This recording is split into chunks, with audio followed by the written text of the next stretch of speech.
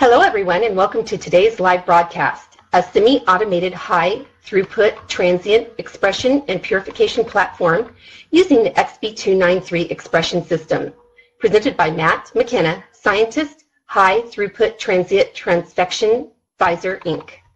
We are excited to bring you this educational webcast presented by LabRoots and sponsored by Gibco, part of Thermo Fisher Scientific. I'm Julie Simroth of LabRoots, and I'll be your moderator for today's event. Before we begin, I would like to remind everyone that this event is interactive. We encourage you to participate by submitting as many questions as you want at any time you want during the presentation. Just click on the green Q&A button located on the lower left of the presentation window and type your question into the box that appears on the screen.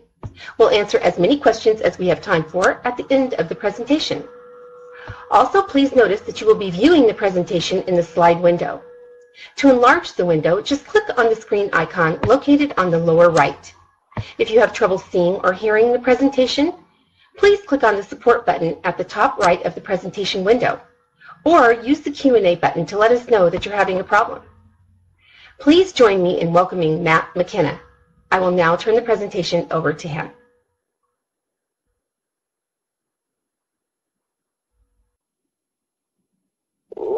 Hi, can everyone hear me okay?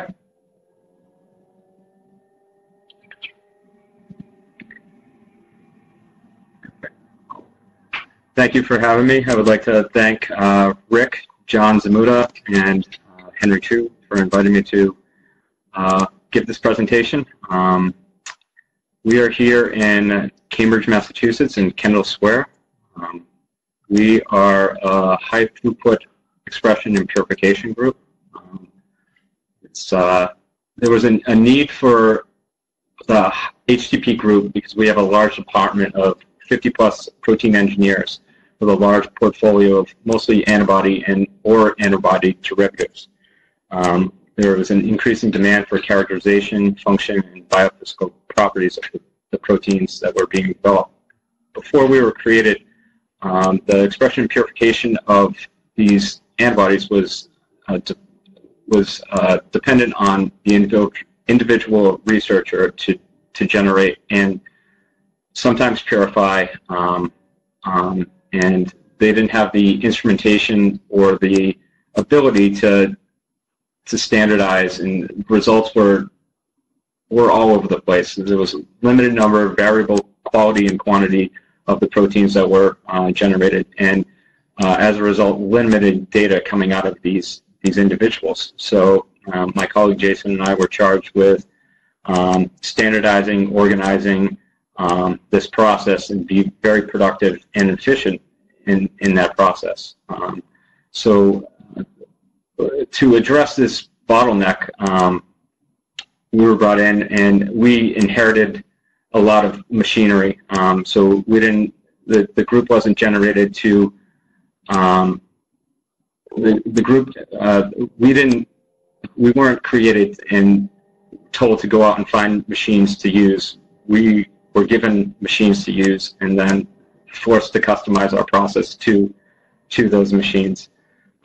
So I'd like to explain our process, and it's not we like to say it's not a solution to the problem that we're facing, but it's a step in the right direction, and we hope to evolve our process and our procedure and the instrumentation that we use to deliver proteins to the requesters.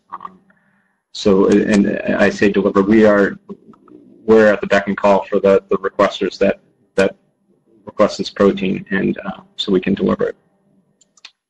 So how do we get there? How do we deliver this protein to the requesters?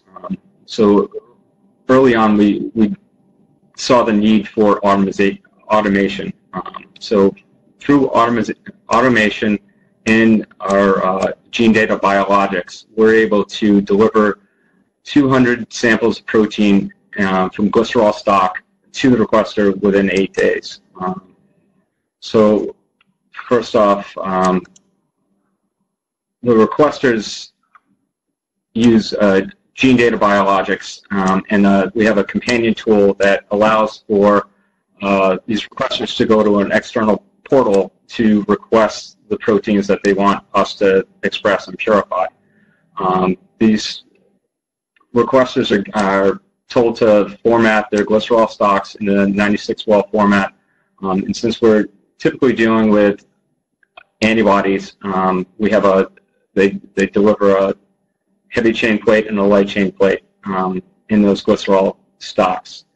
We are able to purify the DNA from those bacterial cultures on a EP motion from Eppendorf using Macri-Nagel 96 plasmid core kits, and also the Life Technologies Bench Pro. From there, we use Essen pipeline pilot to aliquot our cell cultures into the bioreaction tubes. We perform the automated transfection on the Hamilton Starlet, and then there's a manual clarification and filtration process, and then purification begins on the TCAN EBU 150, and we also have a TCAN EBU 200.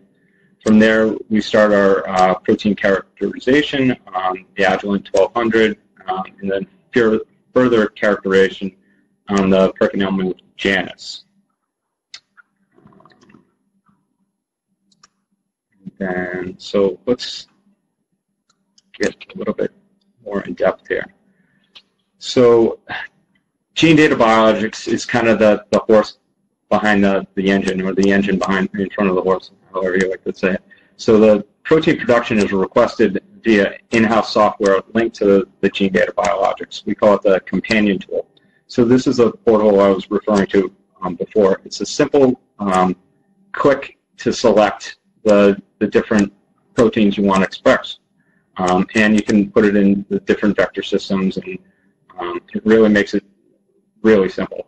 Before we were using just an Excel spreadsheet format, but with gene data biologics, everything is live. We're able to see live. We're able to see the data associated with each of the proteins, whether it's the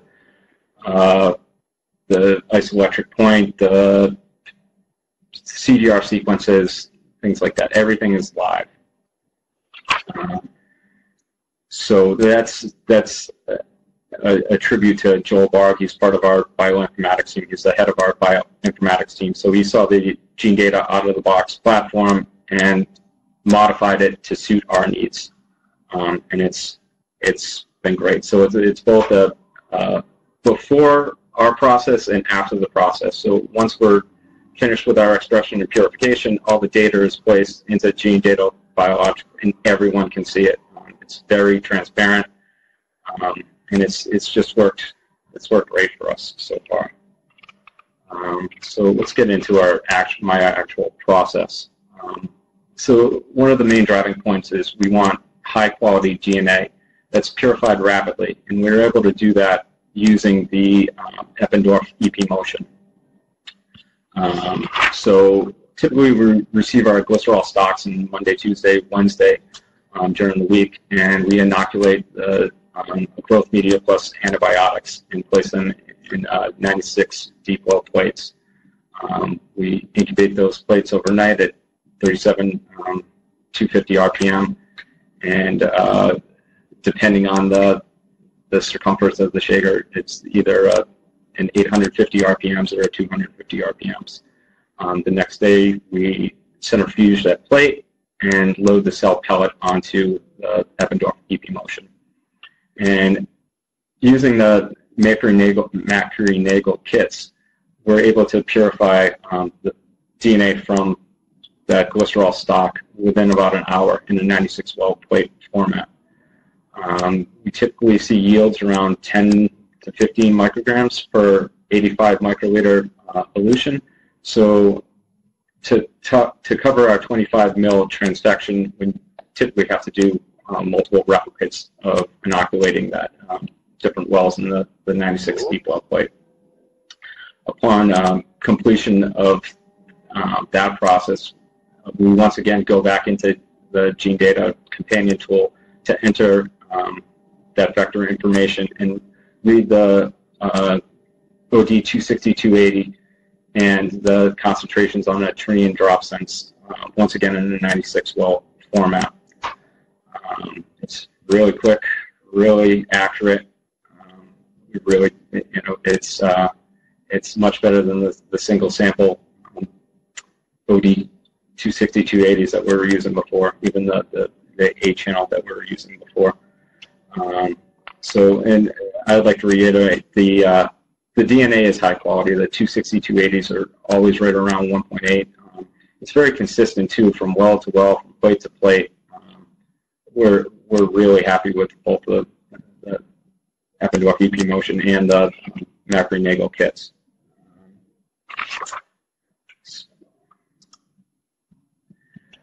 I'm not going to get too much into the transfection protocol.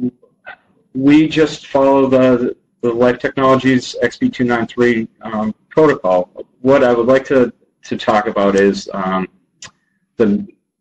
we follow strict culturing procedures.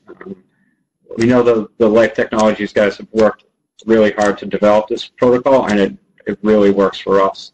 But what we find very beneficial is just maintaining strict culturing procedures. We culture at 37 degrees Celsius, 130 RPMs, 80% humidity, 8% CO2. That's for our master culture. We culture in a 2-liter Erlenmeyer flask in a 1 liter working volume. Once we go up to our 50 mil conicals, we ramp up the speed to 250 RPMs. Back to the maintenance of the culture, we thaw a new working cell bank vial every 3 months to maintain multiple master cultures at the same time to isolate potential contaminants. I split every day, Monday through Friday. It's usually a 1 to 2 split, so we're providing enough fresh media, and we're trying to keep the cells. I like to keep the cells always ready to be transfectable, because it seems like somebody's always popping in with more DNA or a different request for us to transfect. So it's very beneficial, and at the end of the week I can just throw everything out. But if I don't have cells to transfect, then I'm not really doing my job, is how I like to see it. We maintain good cell health. Viability is always 98, 99%, and we never transfect below 95%. That's usually an indication that something's going wrong with either your cells or your incubators or your shaking speed, something like that. Once the viability starts to drop, it's a huge indicator that things really aren't working well. The other tidbit I like to say is we never allow the cells to reach a viable cell density over 5 million cells per mil. We see the product kind of drop off, and the cells get a little finicky, and transfection results aren't the best once you get over, and even 4.5 to 5 million cells per mil.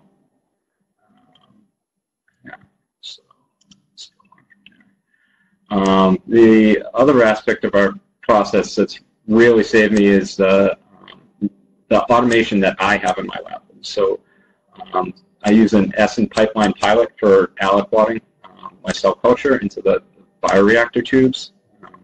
I should mention that we use optimum processing septivent tubes that have a deviated septum in the top. It doesn't work well for aliquoting the cell culture, but in the next step you'll see using the Hamilton Starlet for the actual transfection process. This is able to sample from both the DNA plates and add that to a transfection plate with the optimum medium and the transfection reagent, XB Factory. And it's automated. I can load 96 culture tubes at once, and within 20-25 minutes, I typically use a 20-minute incubation time. I'm able to transfect all 96 bioreaction tubes and then place them back in the incubator. And one more plug for the Essen pipeline. Yesterday I was able to aliquot 150 25 mil cell culture samples, the XB293 samples, in about 35 minutes. So it's pretty quick, and that's with me labeling all the tubes and uncapping and recapping after the aliquoting into the tubes. So it really is a time save. And each of the pipeline pilot, the pipette that it uses, each one costs roughly $10, I believe, and we get a discount. But the 100 ml pipettes that we were using before are roughly the same cost. So I can steam through 150 samples with that one pipette, as opposed to, I don't do the math, 30, 40 of the 10 ml pipettes. So it's a money save and a time save that way. So after we typically culture for 4 to 5 days, and we understand that the cultures can go longer, but our process is mostly about speed, more about speed than the total amount of protein that we're able to express.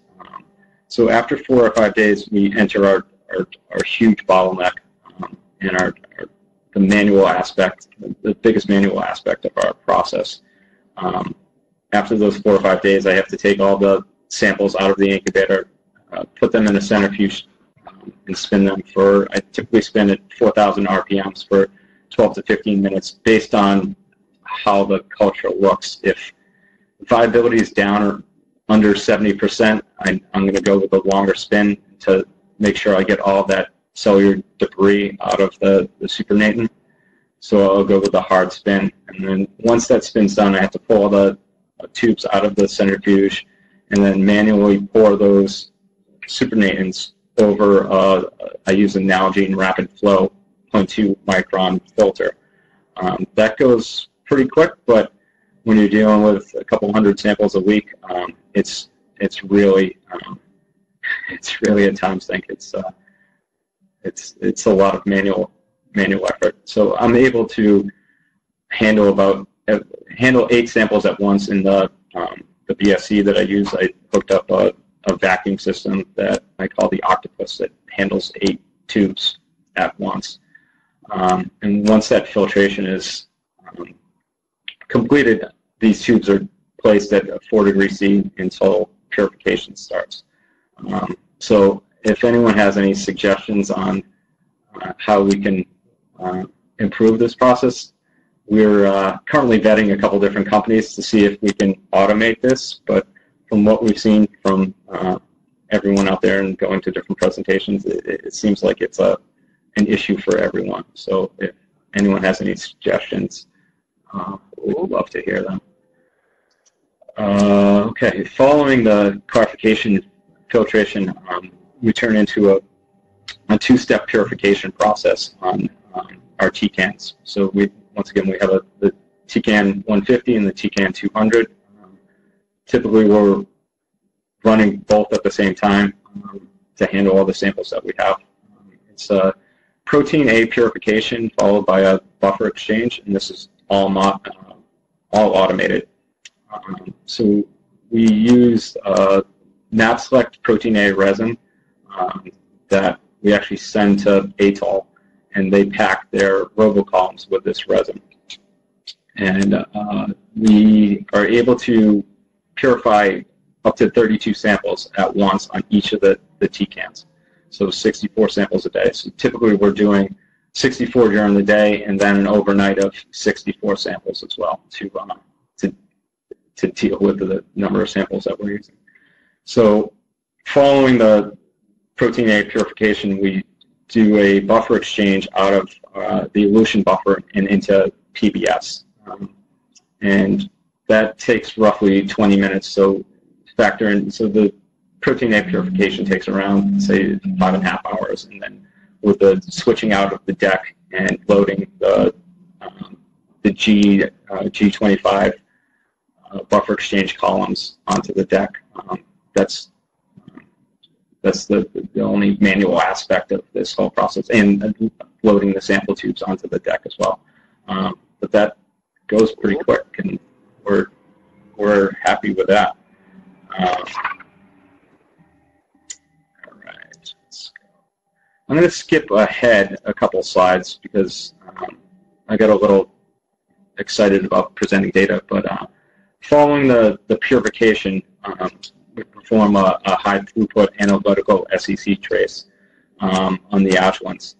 And this is a 384-well format, and each sample takes about 6 minutes. And actually, that's a typo there. We don't use the TOSO columns. We use the G Superdex columns.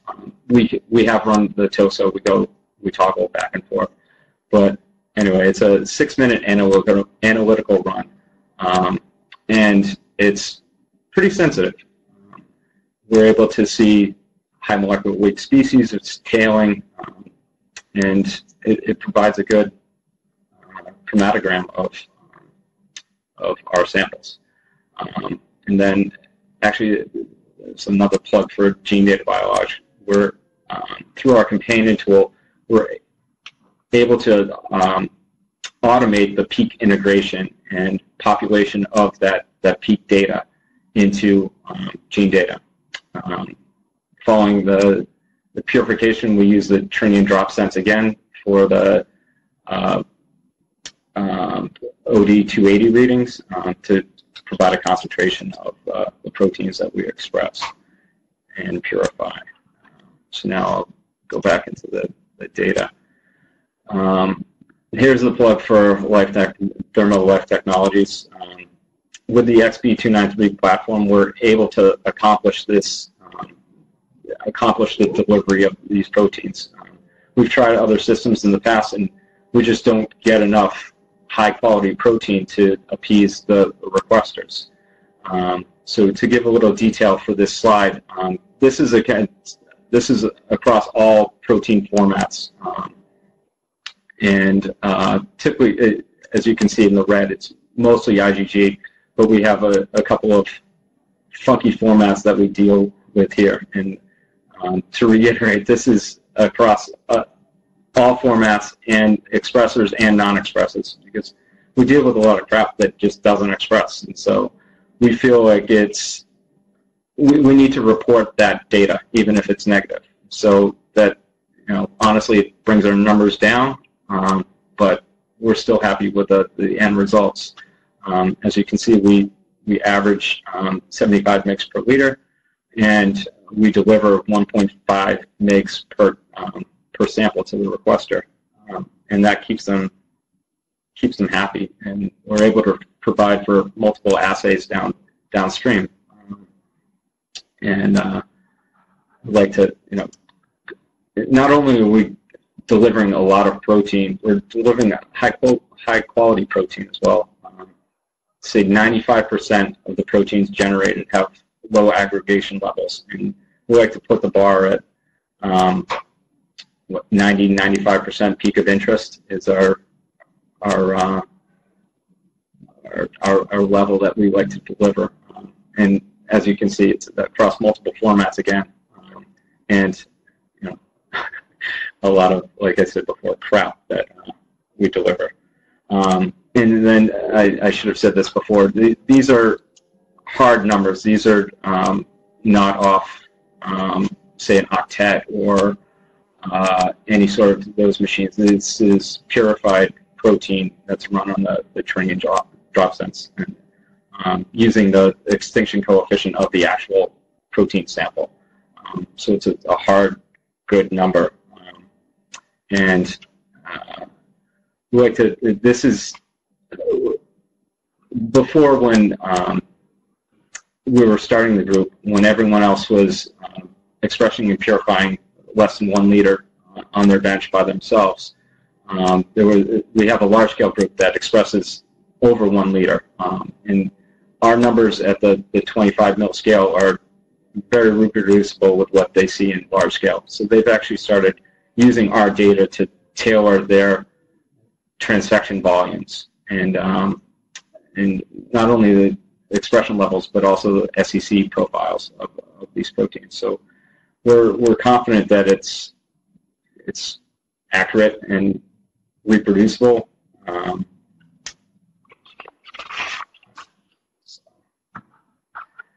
Let's see.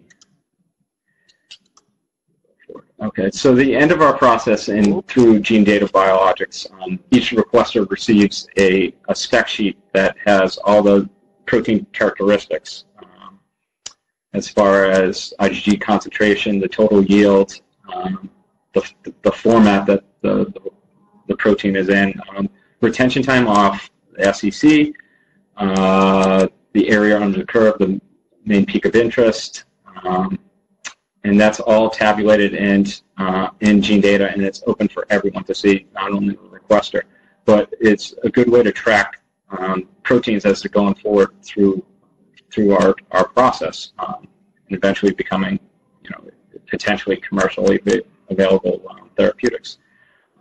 So in addition to the spec sheet, on the spec sheet, there's a chromatogram of every protein that's delivered, and as you can see on the right, there's the good, which is the top. It's a good profile of the antibody expressed, and then you're able to see the high molecular weight species in the second chromatogram, and then tailing in the third chromatogram, and that's all point and click on this spec sheet, and it's live, and it provides the ability for the requester to rapidly triage the clones. And we're able to flag each individual sample with our concerns to the requester. We're able to point out, like, this expression is really low, your retention time is really high or really low, there's something going on, in hopes of either that protein being eliminated from future assays, or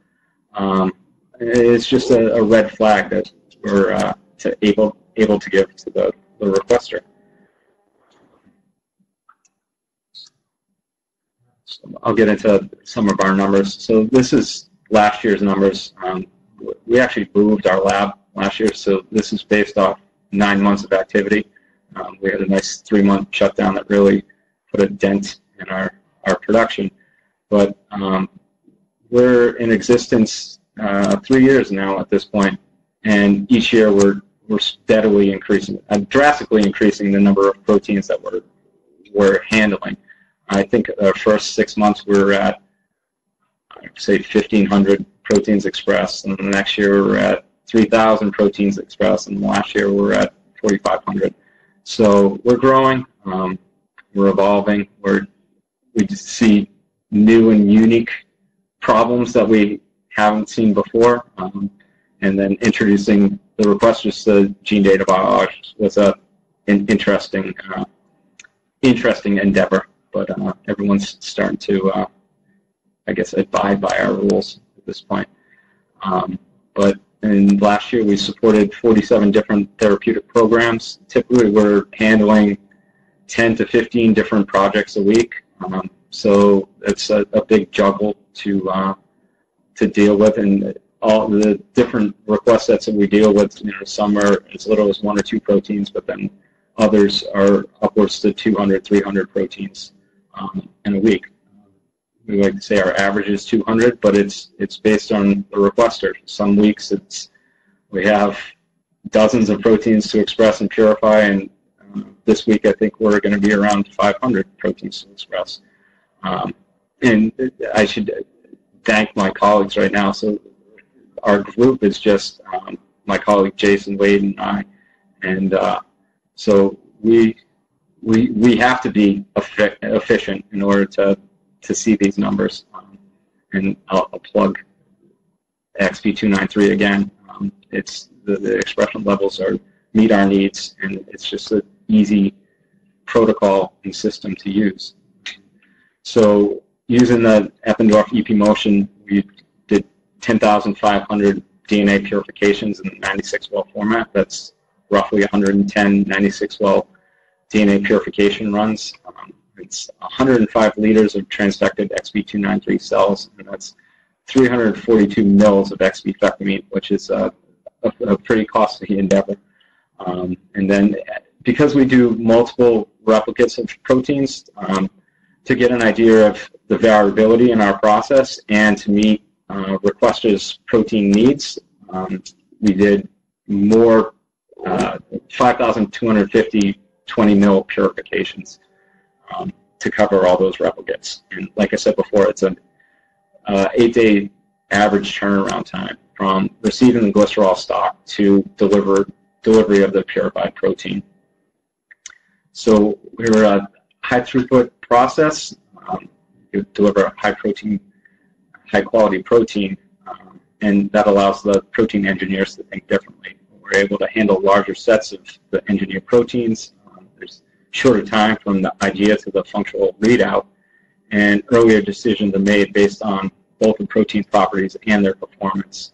So there's a significant reduction in project timelines, anywhere from 4 to 6 weeks on average, because we're able to handle things fluidly and efficiently. So I guess that's it. I'd like to thank Adam. He's our group lead. Sarah does a lot of the IgG conversions from SCFD. Jason's my purification and buffer exchange and protein characteristic colleague. Joel Bard is in our bioinformatics group, so he's created all the companion tools and gene data for us to use, and that's also constantly evolving. He's given us new toys to play with all the time. And then Laird Bloom is our overall group head, and Will Summers is our site head. So, sorry I went through that quick, but I'd be more than happy to answer any questions that people would have.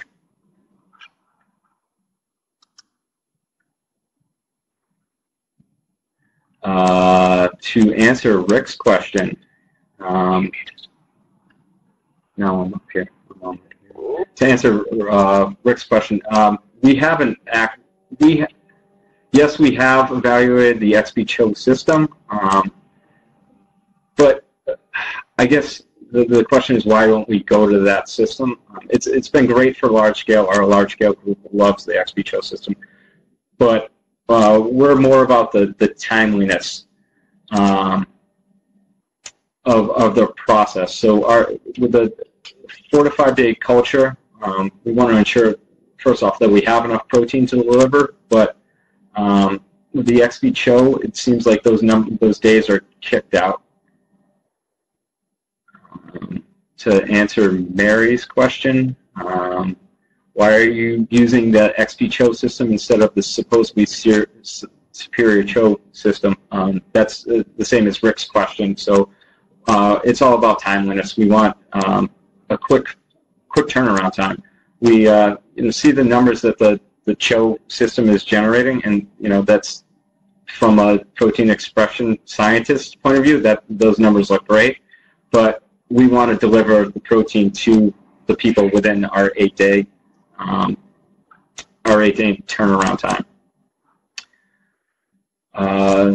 Robert at Vanderbilt, what are you culturing in when at the 96-well transfection stage? For the DNA generation in the bacterial or the cells, we use the Eppendorf deep well, 96 deep well plates to culture the at 96 well. We found those numbers aren't really indicative of a larger level of transfected volume. And it creates problems downstream as far as the centrifugation and then further purification in the 96 well format. We extensively evaluated the 96 well, and we do deal in the 96 well volume, but it's typically for earlier stage hybridoma projects where those people don't necessarily need a lot of purified protein, so we're able to give them just the unpurified conditioned media in the 96 well format. So we're able to handle tens of 96 well plates in that format. But for the most part, from what we've seen, the requester wants more and more protein instead of less, and they definitely want it purified. To answer Tracy's question online as well, what aspects of the XB293 protocol have you looked at to vary? We've varied the light chain to heavy chain ratio. We've looked at the ratio of DNA to exbifectamine, the different angles of the 50 mil conical tubes that we spin at. If we don't have too many conicals in our incubator, I'll use an angled 35-degree angle for the cultures, but typically we have a full incubator and we're not able to angle things. So I can transfect and culture 160 samples per incubator, and when that's full, I can't angle anything. Mary's question: is it possible to use the 293 cell system as a monolayer instead of a suspension, since you were only doing a 20 mil culture? I don't understand the monolayer aspect. If you want to type a further explanation of that question, I'd be happy to answer it. What is the default volume in plasticware used for 293 during transfection to get the yield of 1 mg per transfection? We're culturing at a 25 mil volume, and we use a couple different tubes based on if we're using the Hamilton Starlet or not. If we're using the Hamilton Starlet to do our transfection, we use the Septivent tubes from Optimum Processing. They're out of California, and they have the deviated septum that the tips of the Hamilton Starlet are able to pierce and deliver the transfection reagent to. But when we're not using the Hamilton, we use a bioreaction tube from CellTreat, and it's still the 25 mil volume. Upon filtration and clarification, even after the feed, we're typically seeing 22 to 23 mils of supernatant. So that's why we just purify the 20 mils of supernatant over the TCAN. And it also varies based on the sample position in the incubators. If you're more towards the door, and we use the ATR incubators, I should plug them too, the Multitrons, and they're great, but closer to the door you see more of an evaporation event with the tubes. Tracy has another question. How reproducible are your results across increasing and decreasing volumes? Like I said before, the 96 well, we always saw decreasing yields, but if we scale up for for our large scale group, anywhere from half a liter all the way up to 25, 50 liters, it's pretty reproducible. And I guess the biggest challenge of the forest through the trees, when there's a low level of expression and it's improved, say twofold, you're going from 1 mg per liter to 2 mgs per liter, and people say, oh, I did a twofold increase in the expression, but I don't think that's necessarily real at such a small expression level. And we have another question online. How do you see your platform evolving in the future? Well, we're always challenged with more and more samples, and I think that automation, using more automation on my end, is a way to evolve and see more samples. If I can eliminate that bottleneck of clarification and filtration, I think we're taking the right course. That's all the questions I see online. So I guess I'll hand it back to Julie now.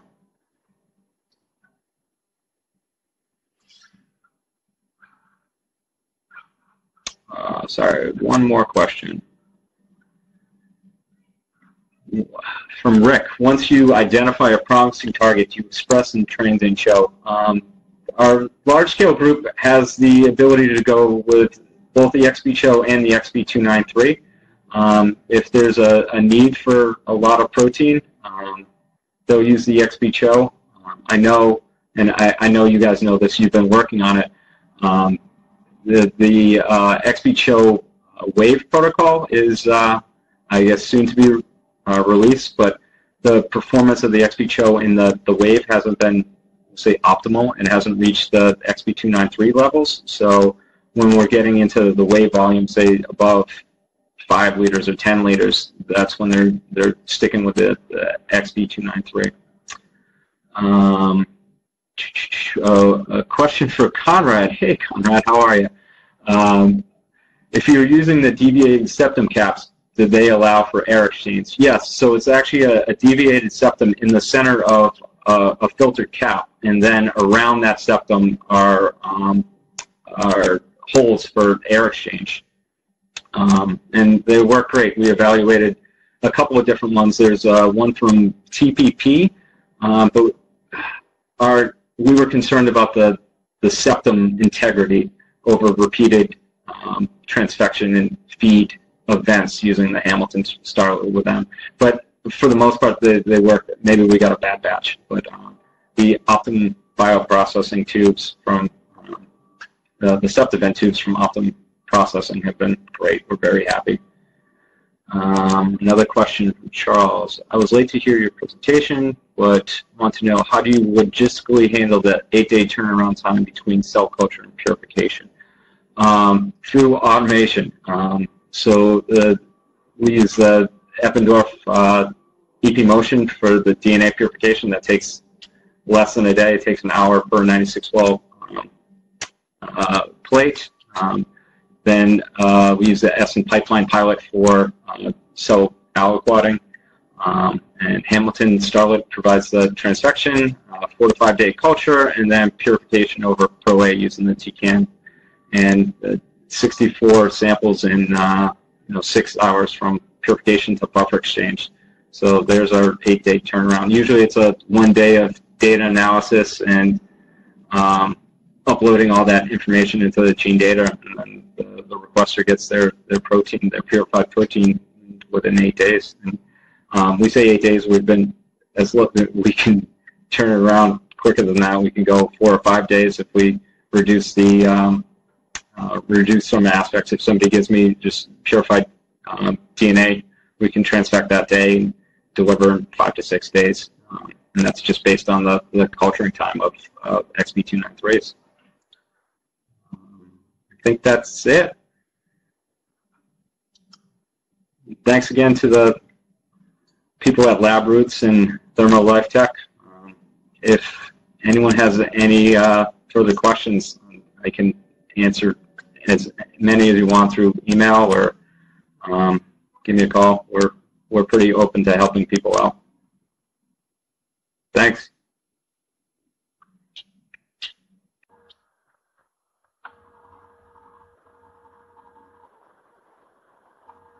I would like to thank Matt for his presentation. I would also like to thank LabRoots and Gibco, part of Thermo Fisher Scientific, for making today's educational webcast possible. Additional questions will be answered and published on Thermo Fisher Scientific's website. You will receive an email notification when answers are available. Before we go, I want to let everyone know that today's webcast will be available for on-demand viewing through April 2018. You will receive an email from LabRoots letting you know when this webcast will be available for replay. Please share that announcement with your colleagues who may have missed today's live event. That's all for now. Thank you for joining us. We hope to see you again soon. Goodbye.